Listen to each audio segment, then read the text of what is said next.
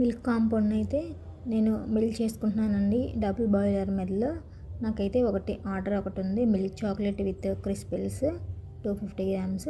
దానికోసం కాంపౌండ్ని బిల్డ్ చేసుకుంటున్నాను. కాంపౌండ్ని అయితే ఇట్లా బిల్డ్ చేసుకున్నాను. చూడండి, చాలా స్మూత్గా ఉంది, సిల్కీగా. సో ఇప్పుడైతే దీంట్లో ఇంకా క్రిస్పిల్స్ యాడ్ చేస్తున్నాను. ఈ కాంపౌండ్కు తగినన్ని రైస్ క్రిస్పిల్స్ యాడ్ చేస్తున్నాను. చూడండి, రైస్ క్రిస్పిల్స్ ఇట్లా వైట్గా ఉంటాయి. ఇవి వేసుకుంటే చాక్లెట్లో చాలా బాగుంటాయండి టేస్ట్. పిల్లలకి ఇవి చాలా బాగా నచ్చుతాయి, ఎందుకంటే ఇవి చాలా క్రంచీగా ఉంటాయి. మనం చాక్లెట్ బైట్ చేసినప్పుడు కూడా చాలా క్రంచీగా చాక్లెట్ తగులుతా చాలా బాగుంటుంది.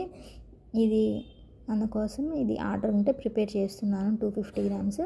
ఇట్లా వీటిని వేసిన తర్వాత చక్కగా బాగా కలుపుకోండి, అంతా మిక్స్ అయ్యేలాగా బాగా నీట్గా.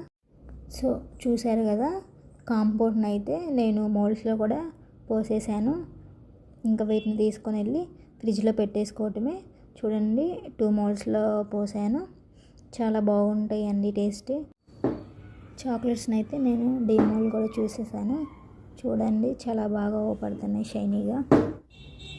సో చాక్లెట్స్ అన్నిటినీ చూడండి ర్యాప్ చేశాను.